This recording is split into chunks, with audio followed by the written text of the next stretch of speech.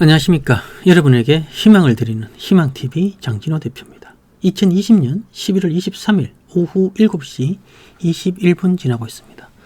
자, 지난 시간에 이어서 이번 시간에도 목표가 설정하는 방법 2탄에 대해서 2편 이어서 진행을 하도록 하겠습니다.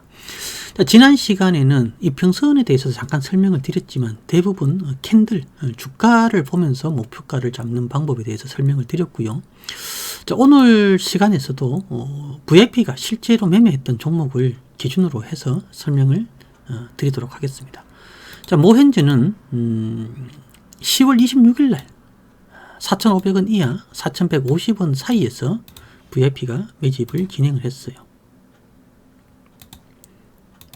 좀 알차게 매집을 했고요. 그리고 이제 오늘 슈팅을 이용해서 2차 목표까지 달성을 했는데, 자, 2차 목표가가 4,500원이요. 5,400원. 전 고점보다 100원 정도 낮게, 혹시라도 중간에 대량의 매도 물량이 나올까봐 2차 목표가는 최근 고점에서 조금 더 낮은 5,400원에 그렇게 잡았고, 결국 저항 구간은 매우 강력한 매물들이 포진을 해 있었죠. 자, 그래서 그러한 자리들은 분명히 저항으로 작용을 한다. 그래서 시초가, 종가, 저가, 고가가 가장 좋은 목표가를 선정하는 데 있어서 가장 좋은 표본이다 라고 볼 수가 있는데, 위로 올라갈 때에는 종가나 고가 이러한 자리들이 저항으로 작용할 가능성이 훨씬 더 크죠. 물론 이러한 자리에 시초가가 존재한다라면 당연히 그 시초가도, 또 저점이 존재한다라면 저점이 저항으로 작용할 가능성이 상당히 커요. 자, 주가가 정배열일 때에는요, 이평선 저항이 거의 없다고 봐야 되겠죠. 최근에 급등을 한 종목이 뭐가 있을까? 인프라웨어. 자, 인프라웨어 한번 볼게요. 자, 인프라웨어도 보시게 되면 여기서 이평선이 수렴이 되고 난 이후에 이렇게 슈팅이 나왔어요. 자, 이평선 수치가 크면 클수록 저항이 강해요. 자, 3일선보다는 5일선이 저항이 더 강하고요. 5일선보다는 11선이, 11선보다는 21선이, 21선보다는 60일선이, 60일선보다는 121선이, 121선보다는 241선이, 즉 수치가 높으면 높을수록 저항이 강해요. 자, 그리고 반대로 또 수치가 높으면 높을수록 그만큼 지지도 강해요. 즉 3일선보다는 5일선, 여기는 저항이고요. 여기는 지지예요. 그래서 조건은, 수치는 동일하고 저항이든 지지든 숫자가 높을수록, 즉 이평선이 크기가 크면 클수록 저항도 강하고 지지도 강하다. 이렇게 기본적으로 생각을 하시면 되는 거예요. 자, 그렇다면 이제 정배열이라는 것과 역배열, 이 두 가지의 상황을 우리가 이평선에서 볼 수가 있는데요. 정배열은 이평선이 숫자가 작은 게 가장 위에 올라가 있어요. 제일 높게 올라가 있다는 거죠. 예를 들어서 3일선부터 보게 된다면 3일선이 제일 위에 올라가 있고요. 그 다음에 3일선 밑에 5일선이, 5일선 밑에 11선이, 11선 밑에 21선이, 21선 밑에 61선이, 자, 이런 식으로 이평선이 존재를 해요. 그래서 주가가 상승을 하면 할수록 이평선 저항이 사라져요. 왜? 이평선이 주가 밑에 다 있으니까. 자, 그런데 역배열일 때에는요, 역배열일 때에는 3일선 아래에 다시 이평선이 역배일 때에는 가장 큰 이평선이 제일 위에 올라가 있어요. 그 밑에 다음 이평선이, 또 그 밑에 다음 이평선이, 자, 이런 식으로 이평선이 존재를 해요. 그래서 역배열에서 주가가 상승을 할 때는 3일선, 5일선, 11선, 21선, 61선, 121선, 241선 이 모든 이평선이 전부 다 저항으로 작용을 해요. 그렇기 때문에 주가가 원활하게 상승을 하기 위해서는 정배열이 된 상태에서 상승하는 것이 훨씬 더 상승하기가 편하고 더욱더 멀리 갈 수가 있고요. 정배열인 상태에서 주가가 상승을 할 때, 역배열 때에서 상승을 할 때에는 모든 이평선 저항과 모든 캔들 저항을 전부 다 일일이 하나씩 다 매물수화를 하고 가야 돼요. 그렇기 때문에 역배열 상태, 정배열 상태 이 부분도 상당히 중요하고요. 자, 그러면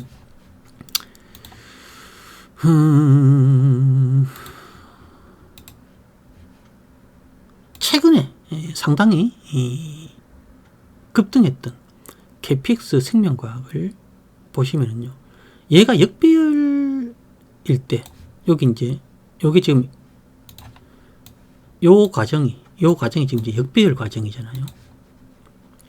자, 21선을 이탈하고, 자, 3일선, 5일선, 21선, 11선, 61선, 밑에 뭐 121선, 181선 막 쭉 있는데, 자, 이렇게 역배열이 진행이 순간적으로 팍 되었죠. 자, 그래서 주가가 상승을 할 때 3일선이나 5일선, 11선 이러한 이평선들도 분명히 저항으로 작용을 하지만 수치가 높을수록 저항이 강하다고 했죠.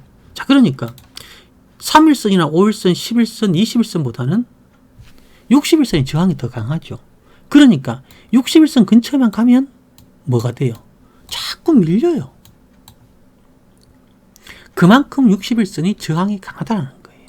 자, 그리고 21선 아래쪽에 주가가 존재를 해요. 그러니까 21선도 어떻게 돼요? 계속 저항으로 작용을 하는 거예요. 자, 여러분이 여기에서 한 가지 추가적으로 더 생각하실 게 뭐냐 하면, 이평선이, 특정 이평선이 이렇게 하락을 하고 있잖아요. 지금 여기 같은 경우는 이제 20일 이평선이 이렇게 하락을 했다가 잠깐 상승을 하려고 하다가 다시 이렇게 하락을 하고 있는데, 특정 이평선이 이렇게 하락을 하고 있을 때 주가가 상승을 하게 되면은요, 이 하락하는 이평선 자체가 추세와 함께 작용을 해서 매우 강력한 저항 역할을 해요. 그러니 여기 보시면은 주가가 21선 밑으로 빠진 상태에서 위로 올라가려고 하는데 결국 윗꼬리를 길게 달고 밀려버리죠. 자, 그리고 나서 21선 위에서 출발을 해보지만 결국 21선 밑으로 빠지고, 또다시 21선 돌파를 하려고 시도하지만 결국 종가상 21선 밑으로 깨지고, 자, 이러면서 어떻게 돼요? 계속 21선에 대한 저항이 매우 강해지는 거예요. 자, 이러한 과정 속에서 현재의 주가 위로 있는 모든 이평선과 모든 주가의 주가는 전부 다 뭐예요? 저항으로 작용을 하는 거예요. 그러니 지금 당장은 11선이라든지 21선이라든지 61선이 매우 강한 저항으로 작용을 해요. 그리고 현재 주가보다 아래쪽에 있는 181선이나 281선은 아래쪽에 있으니까 저항이 아니라 지지의 역할을 해주고 있다라고 보시면 되겠죠. 수치가 크면 클수록 저항도 강하고 지지도 강하다라고 말씀을 드렸죠. 그러니까 큰 수치의 이평선이 아래쪽에 있을 때에는 매우 강한 지지의 역할을 해주고요.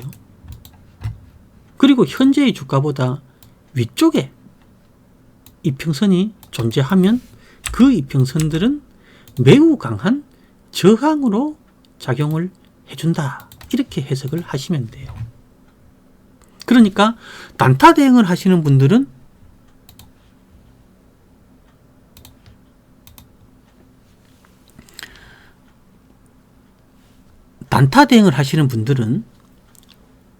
이 이평선, 이 이평선들을 기준으로 해서 짧게 목표가를 잡는 연습도 해보시는 게 좋아요.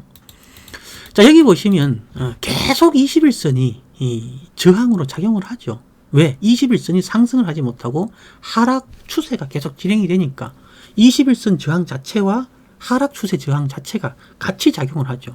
거기에 61선마저도 하락 전환을 하니까 이 쏟아지는 이 하락이 계속 뭐예요?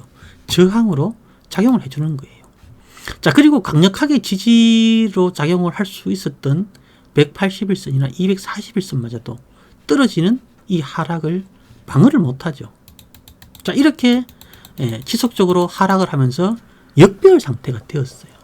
자, 이 과정 속에서 3월 23일 날 저점을 찍고 이제 반격이 시작이 되죠.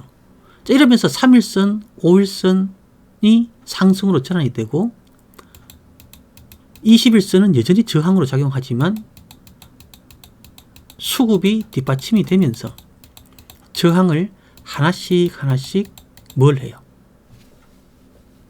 없애고 있죠. 즉 매물 소화를 해나가면서 3일선도 5일선도 11선도 21선도 상승으로 전환하면서 이제 서서히 뭘 하고 있습니까? 매물을 소화해 나가는 과정을 거치고 있어요. 그러면서 이렇게 벌어졌던 이격들이 한 자리에 모이기 시작하죠. 점점 좁아지면서 역배열이 정배열 되는 과정을 이렇게 거쳐가고 있어요. 자, 이러면서 저항들을 계속 소화해 나가면서 어느 순간 작은 이평선이 가장 위쪽으로 올라가고 가장 긴 큰 이평선이 아래쪽으로 내려가면서 자연스럽게 정배열 과정을 거쳐가고 있는 거죠. 자, 그렇게 정배열이 되고 난 이후에 이렇게 슈팅을 해요. 역배열 속에서는 모든 이평선들이 현재의 주가보다 위에 있는 이평선들은 전부 다 저항으로 작용하기 때문에 그 이평선 하나하나를 다 신경을 써줘야 되는데, 단타로 대응할 때는 각 이평선을 다 신경을 써야 되겠죠. 내가 짧은 단타를 할 것이냐, 조금 욕심내서 조금 긴 단타를 칠 것이냐, 이렇게 욕심을 내야 될 것이고, 스윙이라든지 뭐 중장기라든지 뭐 이렇게 대응을 하실 때에는 모든 이평선을 신경 쓰기보다는 가장 저항이 집중되어 있는 구간, 그러한 자리에 이평선이 존재를 하는지, 그럼 그 자리에 이평선이 존재를 한다면 그 이평선 근처에 대량 거래를 동반한 어떠한 강력한 주가 저항, 즉 캔들 저항이 있는지, 시초가나 종가 또는 시가나 고가, 이러한 저항들이 있는지를 확인을 해볼 필요가 있다는 거죠. 자, 그렇게 저항들을 잡으면 단타로 대응할 때는 미련 없죠. 그런 자리에서 싹 수익을 챙기는 게 맞고요. 뭐 장기적인 관점에서 본다라고 하면 일단 그 이전에 매집이 충분하게 되었는지, 그리고 주가가 계속 지속적으로 상승할 수 있는 어떤 재료가 있는지를 파악을 해서 최종적으로 목표가를 선정하는 게 중요하다라고 보시면 돼요. 자, 모현재의 경우는 재료는 얼마든지 주가가 상승할 수 있는 충분한 재료를 보유를 했어요. 하지만 기술적인 부분에 있어서는 5,500원대 근처에서는 매우 강한 저항들이 존재를 하고 있기 때문에 그러한 저항들을 종가상 대량 거래를 동반해서 돌파하기 전까지는 그 자리를 종가상으로 돌파하기는 매우 어렵다라는 거죠. 오늘 특정 방에서는 TNR 바이오팹 작게는 뭐 10몇 %에서 많게는 164%까지 인증샷 올라온 것을 보셨을 건데요. 자, 여기 보시면 이 TNR 바이오팹도 이런 저항들을 잘 돌파를 못해요. 자, 그러다가 오늘 대량거래를 동반해서 돌파를 하고 최종적으로 이 자리를 종가상으로 돌파를 하니까 이제 강력한 상승이 기대가 되는 거죠. 자, 여기에서도 보시면은 이렇게 역별이잖아요. 역별이 되다 보니까 상승을 할 때 우선 이평선 61선이 저항으로 작용을 할 수밖에 없고요. 그리고 그 61선 근처, 그 앞쪽에서 대량 거래가 있었던 날들, 그러한 날들에 대한 저항들이 동시에 복합적으로 작용을 해요. 그런데 그 자리를 돌파해서 올라가서 안착을 했다? 그러면 그 다음 날에는 그 자리가 저항이 아닌 지지의 역할을 해주는 거죠. 그러니까 여기서 안 밀리고 버티는 거죠. 그리고 상승을 하려고 했지만 거래량은 좀 없고 그 앞에 이러한 강력한 저항들이 존재하니까 돌파를 하지 못하는 거예요. 그러다가 오늘 더 많은 거래량이 발생을 했죠. 그리고 그 저항들을 돌파해내니까 결국에는 매우 강력한 상승이 나오는 거다. 이렇게 해석을 해보시면 됩니다. 자, 이 목표가를 설정하는 방법은 본인이 단타, 초단타를 하느냐, 아니면 뭐 짧은 초단타는 아니고 오늘 오전에 사서 오후에 팔든지, 아니면 내일이나 모레 팔든지, 아니면 사서 한 며칠 묵혔다가 팔든지, 뭐 어떠한 대응을 하는가에 따라서 목표가를 선정하는 방법은 조금씩 달라질 수밖에 없고요. 그리고 이러한 목표가는 단순히 기술적인 부분으로만 목표가를 잡을 수도 있겠지만 기술적인 부분과 재료적인 측면을 다 같이 고려를 해야 될 것이고요. 수급적인 측면도 분명히 고려를 해야 돼요. 그래서 저 같은 경우는 목표가를 선정을 할 때 일단 재료 파악을 하고 이 기업의 재무 상태도 분명히 파악을 하죠. 그리고 주가의 위치라든지 주가의 흐름이라든지 시장의 흐름을 모든 것을 다 파악을 한 후에 이제 제가 그동안 쌓아왔던 경험을 바탕으로 해서 이 정도의 재료면 대략적으로 어느 정도까지 갈 수가 있는데 그 목표가까지 한 주도 안 팔고 가기에는 개인들은 대부분 다 지칠 수밖에 없어요. 그래서 약 1차 목표가 짧게는 한 10%에서 조금 많게는 15%, 그리고 2차 목표가에서는 한 20에서 한 30%, 아니면 한 35% 정도 이렇게 목표가를 정해놓고 그 목표가가 올 때마다 파는 거예요. 전량을 파는 것이 아니라 수익 난 것만큼만 파는 거예요. 예를 들어서 1000만원어치를 매수를 했는데 1차 목표가에서 100만원 수익이 났어요. 그러면은 100만원어치를 파는 거예요. 그리고 2차 목표가 왔을 때 또 수익 난 만큼 팔고, 이런 식으로 가면서 중장기를 끌고 가게 되면 지루할 틈도 별로 없고 세력이 고점에서 이탈할 때까지 계속 같이 끌고 갈 수 있는 어떻게 보면 가장 무난한 방법 중에 하나다라고 볼 수가 있어요. 물론 한 주도 팔지 않고 세력들이 이탈하는 흔적이 나올 때 그때 전량을 다 파는 것이 수익적인 측면에서는 훨씬 더 크겠지만, 그렇게 대응할 수 있는 개인들은 정말 5% 미만이다 라고 본다라면 결국 최대한 제가 관리를 하는 VIP분들이 최대한 끝까지 이 수익을 챙길 수 있는 방법을 찾다 보니까 바로 수익 난 만큼만 챙기면서 끝까지 가는 이러한 대응을 하는 거죠. 그래서 우리가 지금 현재 보유하고 있는 수익 종목 중에 하나가 대신정보통신, 3일기업공사 뭐 이런 종목들, 수익 날 때마다 조금씩 팔면서 계속 들고 가는 이러한 전략을 가져가는 거예요. 뭐 이러한 종목들은 이미 몇 달 전에 공개를 해드렸고 바닥권에서 했기 때문에 뭐 공개가 돼도 전혀 상관이 없어요. 아무튼 목표가를 잡는 분들은 이평선과 캔들 그리고 거래량 이런 것들을 종합을 해서 목표가를 잡는데, 지금 이 한 번의 설명으로 목표가를 바로 잡을 수 있으면 좋겠지만 그게 쉽지만은 않을 겁니다. 그러니까 본인이 현재 매수해서 들고 있는 종목에 대해서 목표가를 어떻게 하면 좀 더 정확하게 잡을 수 있을지에 대해서 각자 연구를 하시는 게 좋은데, 이러한 강의들을 한 번만 듣고 그렇구나 라고 지나가시기보다는 일단 한 번을 듣고 실전에서 접목을 해서 활용을 해보시고요.